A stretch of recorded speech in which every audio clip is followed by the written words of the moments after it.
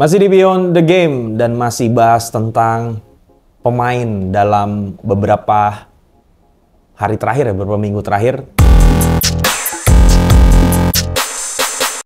Publik bertanya-tanya gimana nih kontraknya kalau pemain ini cedera atau gimana. Ya kemarin kalau di luar negeri ada Hakim Ziyech yang dia posting lutut, terus tiba-tiba divonis nih cedera lutut dan lu nggak bisa kontrak sama Al Nassr ya waktu itu kan. Dan di Indonesia pun ada beberapa fanbase yang bertanya-tanya gimana nih kalau pemainnya baru main game pertama tiba-tiba cedera terus ditarik keluar, kemudian setelah ini asumsi ya, kemudian setelah diobservasi dia harus istirahat berbulan-bulan, sedangkan dia udah kontrak, itu boleh nggak sih nggak didaftarkan, diputusin bahkan kontraknya, atau gimana seharusnya kesepakatan jika ada yang udah taken tiba-tiba cedera dan Windows belum tutup sebenarnya? Udah taken tapi ya? Udah taken. Kan tahun lalu juga di Persis Solo dia udah kontrak 2 pemain asing, tapi Windows belum tutup, tiba-tiba kan pemain asingnya keluar dan ganti pemain asing baru. Nah sebenarnya win-win solutionnya seperti apa sih kesepakatan dengan klubnya harusnya? Nggak bisa dibilang win-win solution karena memang sebenarnya ada tuh rule-nya di pasal 18 ayat 4 atau artikel 18.4 RSTP FIFA, regulasi status of the players FIFA. Tulisannya begini, the validity of the contract will not subject by the medical examination and or grant working permit. Jadi validitas kontrak tidak bergantung atau tidak terpengaruh oleh hasil tes medis dan juga izin kerja, garansi dari izin kerja. Kalau di kita berarti kitas lah ya bahasa kitanya. Jadi ketika seorang pemain sudah sign kontrak, even di kontrak tertulis kontraknya akan batal kalau ini nggak lolos tes medis, kontraknya akan batal kalau dia tidak dapat kitas atau tidak dapat izin kerja. Even pun tertulis tidak dapat dilaksanakan seperti itu karena rule FIFA-nya tidak mempengaruhi itu, meskipun dia gagal tes medis, meskipun dia gagal kitas, ya tetap sah kontraknya dan tetap berhak atas apa yang terjadi di kontrak tersebut. Meskipun tidak bisa dimainkan berarti kan karena cedera dan karena nggak ada izin kerja. Karena masalahnya kan jadi sistem dan standar bagaimana men-sign pemain baru, terutama pemain-pemain asing yang datangkan dari luar.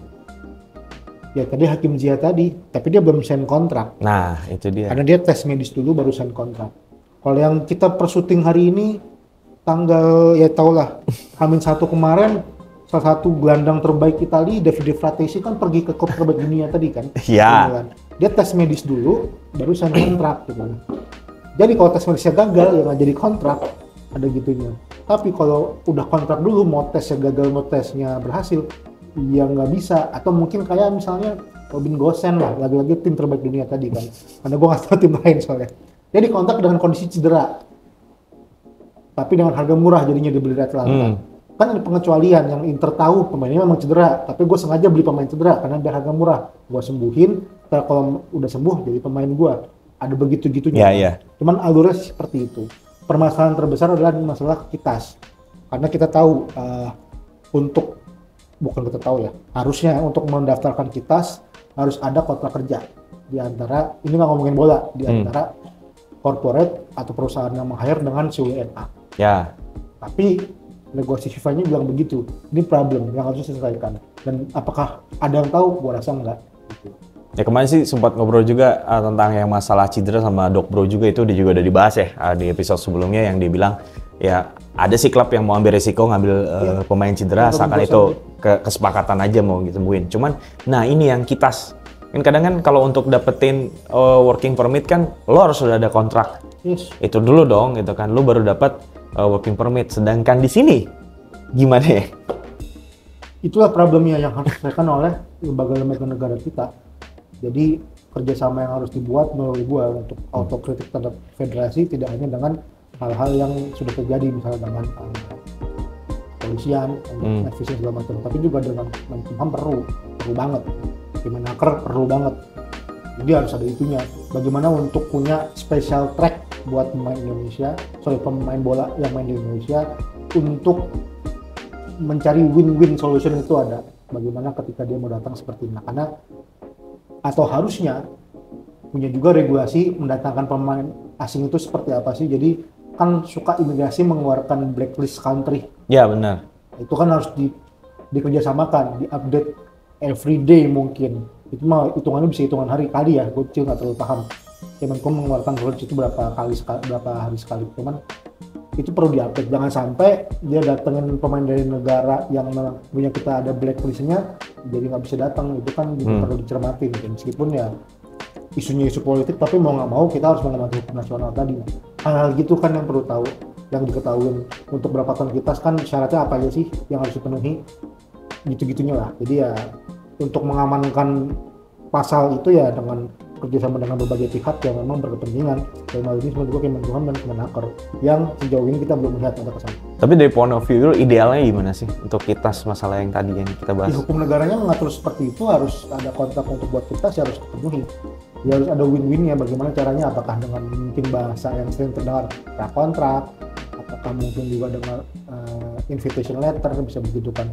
Lalu apakah mungkin juga dengan sistem tadi kita dikasihkan ancer-ancer dulu, jadi ketika memang ada kesalahan yang sudah diberitahukan berarti kesalahan salah satu pihak. Mungkin kalau bisa nembak salahnya klub, udah dikasih tahu list black country-nya kenapa lu ngontrak pemain si A gitu, udah dikasih tahu standar licensing pemain asingnya harus datang itu seperti apa, misalnya harus punya caps berapa gitu kan, kenapa harus tetap di kontrak gitu kan, harusnya dicek dulu gitu-gitunya, selain cek juga kesehatan gitu-gitu.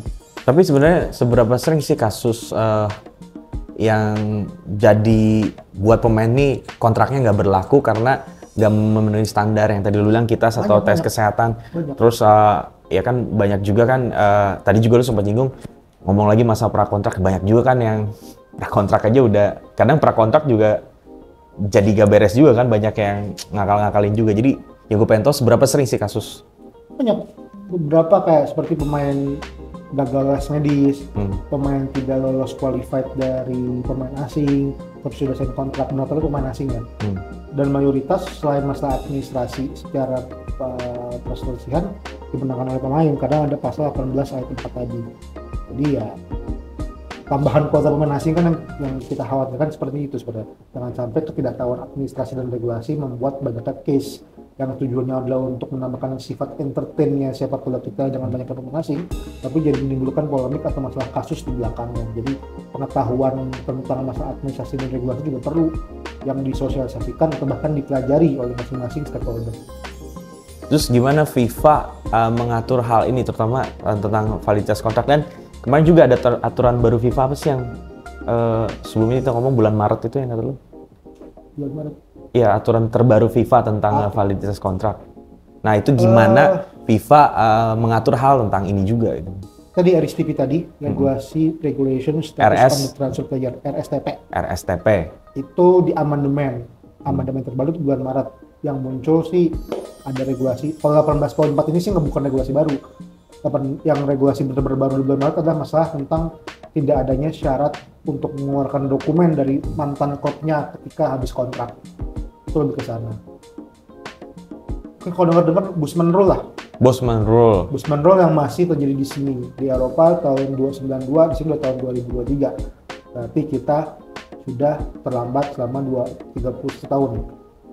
31 kan ya, 31 tahun bahwa kita masih menggunakan suatu dokumen untuk menyatakan pemain ini sudah keluar dari klub padahal sudah berakhir. Surat keluar itu yang gue sering nemuin tuh selama gue liputan, kadang pemain tuh kontraknya udah tinggal sisa seminggu, 2 minggu lagi, tapi klubnya masih nahan yang ngasih surat keluar. Terus kan kalau di sini kan asasnya kekeluargaan ya, bilang aduh bang jangan diramein deh, jangan diributin deh gitu. Padahal asasnya Pancasila. Itu gimana case-nya pemain yang banyak yang nahan itu 2 minggu lagi kontraknya habis, tapi banyak yang klub mau tapi masih ditahan-tahan. Bahkan yang lebih ekstrimnya lagi, ada yang kontraknya udah kelar 2 hari 3 hari lalu tetap gak bisa pindah gitu. Lu juga sering nemuin kali case-case kayak gitu? Ya kalau mau striknya atau kerasnya gue bilang sih pelanggaran hak asasi manusia sih, karena akan punya hak untuk menentukan ketika dia sudah bebas berkontrak. Akses kebebasan berkontrak, kadang kan sudah habis kontrak dengan klub sebelumnya. Tapi tidak hanya dari satu sisi dalam arti klub saja, tapi juga butuh sistem dan struktur di regulasinya, seperti PSSI buat regulasi seperti apa, Liga buat regulasi seperti apa, bahwa ketika sudah habis kontrak tidak ada kewajiban dari mantan klubnya untuk mengeluarkan dokumen apapun ketika pemain sudah habis kontrak. Dan di level internasional pun ketika itu tidak dapat dilakukan oleh klub, FIFA dapat menyurati federasinya untuk mengeluarkan surat yang memang menyatakan bahwa dapat terjadi transaksi internasional. Jadi perlu suatu good governance yang memang paham secara struktur pengregulasi ini. Dan ini hal aturan yang ditulis mention secara eksplisit benar baru bulan Maret tadi di pasal 6 ayat 5 RSTP tadi bulan Maret, bahwa tidak ada kewajiban apapun dari klubnya untuk mengeluarkan dokumen yang menyatakan bahwa pemain itu telah keluar dari klubnya padahal sudah habis kontrak. Jadi Indonesia masih terjadi ketika pemain sudah habis kontrak tapi tidak dapat surat keluar, dia nggak dapat pindah karena sistem perpindahan pemain di liga kita masih mewajibkan itu. Yang itu kita berarti terbelakang sama klub setahun lamanya.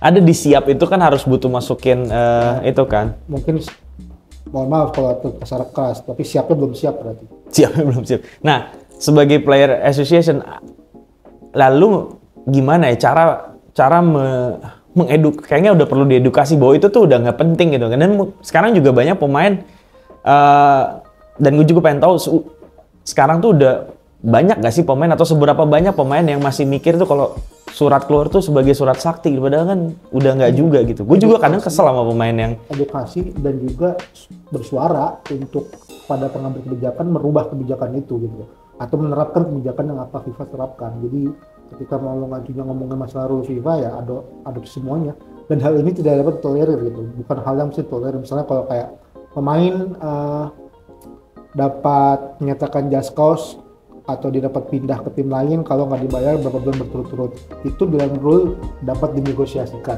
atau dapat diatur dalam kontrak, bisa gitu-gitu kan. Tapi kalau yang masalah ini itu bukan hal yang bisa dinegosiasikan. Karena apa? Karena dasarnya adalah human right tadi.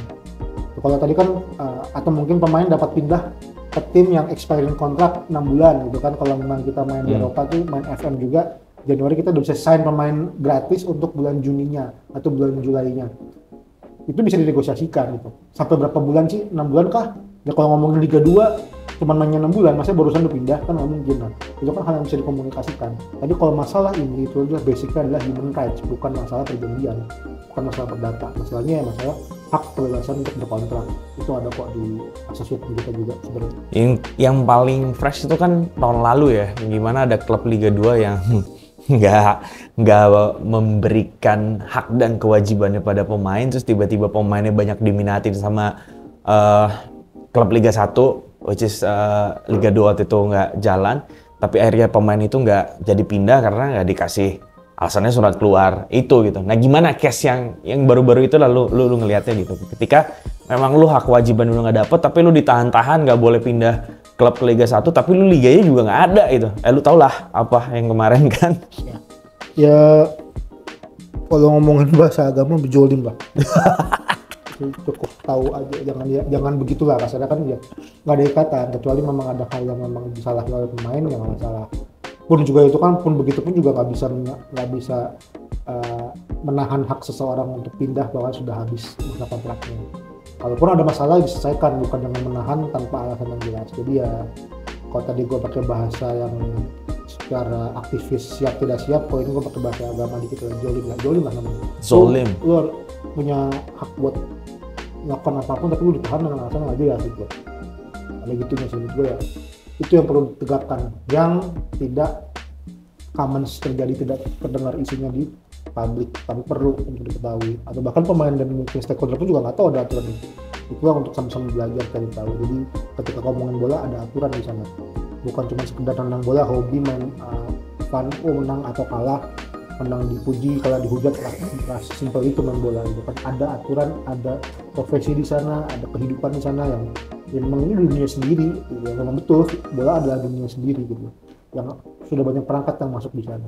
Nah terakhir mungkin sebagai asosiasi pemain, edukasi apa sih yang lu kasih ke member lu nih yang perlu mereka cermatin ketika dalam transisi perpindahan klub gitu sejauh ini, yang gua rasa sih mungkin pelan-pelan atau banyak bahkan sekarang pemain yang udah mulai sadar kalau surat keluar sebenarnya udah nggak penting tapi gue masih wajibin. Nah edukasi apa sih yang lu kasih ke member lu tentang transisi ketika dia mau pindah klub? Kalau dia mesti tahu aturan ini, Ini tuh apa ya? Yang tadi tentang masalah dia bebas berkontrak ketika sudah habis kontrak. Aha. Minimal tahu dulu. Kedua, ketika udah tahu, dia berani menyuarakan itu. At least menyuarakan bukan berarti posting ya. Tapi dia menyuarakan ketika memang ada haknya yang terlanggar, dia benar bersuara bahwa hak dia terlanggar. Hak kan nggak hanya sekedar gaji, tok, tapi banyak hak sebagai manusia yang kita punya. Gitu. Secara manusia sebagai makhluk badan namanya sih kalau hukum tuh lupa. Sebagai manusia, sebagai juga objek hukum, sebagai subjek hukum juga dia punya hak sebagai sebagai manusia sebagai hukum dia punya hak untuk memperjuangkan haknya dia. Dan salah satunya adalah tentang masalah ini. Tentang pemain sih ya dua tadi sih, dia tahu, minimal tahu dulu. Oh ternyata ini nggak boleh tuh, oh ternyata ini melanggar. Yang kedua, dia berani menyuarakan di level apapun yang dia bisa suarakan, karena ini menyangkut dirinya dia. Kenapa masih banyak yang takut-takut? Itulah Indonesia. Oke, thank you. Sampai ketemu lagi di Beyond the Game episode berikutnya.